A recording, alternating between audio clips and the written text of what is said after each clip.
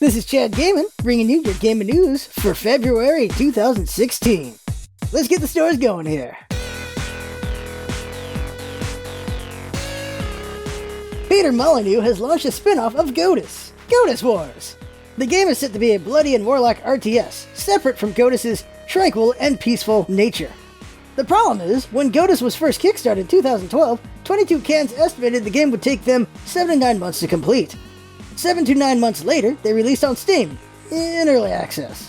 7 to 9 months after that, they released their freemium version on iOS, and then 7 to 9 months later again, Godus is still in early access, and we have Godus Wars.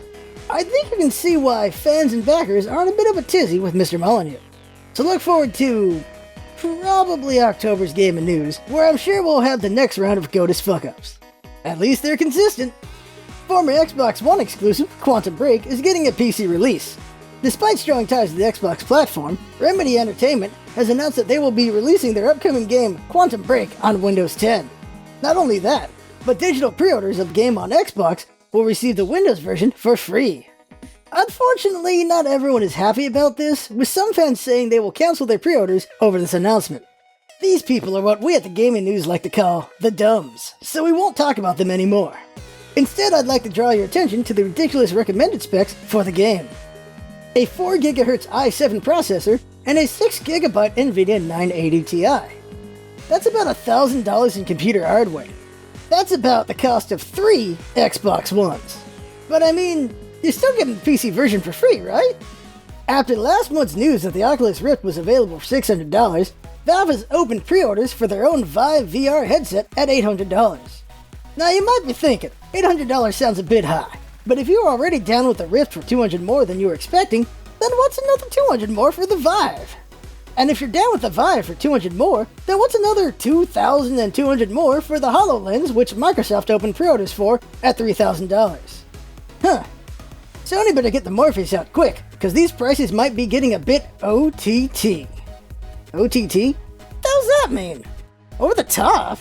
Who wrote this? You know what? Fire the intern. The PC version of The Division is being limited out of fairness to consoles. Quote, "We do have to kinda keep it in check with the consoles because it would kind of be unfair just to push it so far away from them," said Black Flag's associate producer, Sylvain Trottier, who went on to say, "It's absolutely not true that we don't care about PC optimization.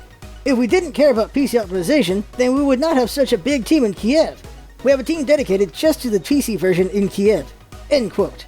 So clearly they do care about the PC version. About as much as I care about Kiev. It's a town in Florida, right? As you remember from last month, I posed a question to Ubisoft. Cut the clip. Ubisoft. The fuck? If Rothschild can figure this out, why can't you? And Ubisoft, clearly a big fan of the Chad, listened. That's why they've announced that Assassin's Creed is taking a year off so they can spend more time before launch polishing the game. So oops, good on you. Keep following my advice and you're headed straight for the top. That's a Chad Gamin guarantee. Finally, Gabe Newell publicly fired James Harding on Reddit. In his statement, Gaben said James is an ass, and not someone Valve will be working with in the future.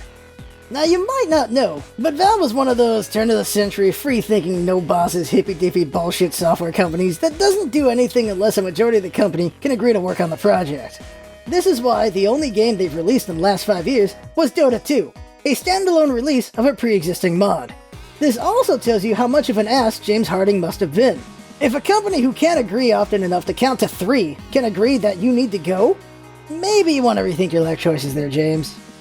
And that has been your Gaming News. I've been your host, Chad Gamin, and this was the Gaming News. Gamin, game out. Hey, bring the intern back in. What's your name, kid? Timmy. Huh, nice to meet you, Timmy. Get the fuck out. When'd you even come back? That's a free Chad Gamin lesson for you right there.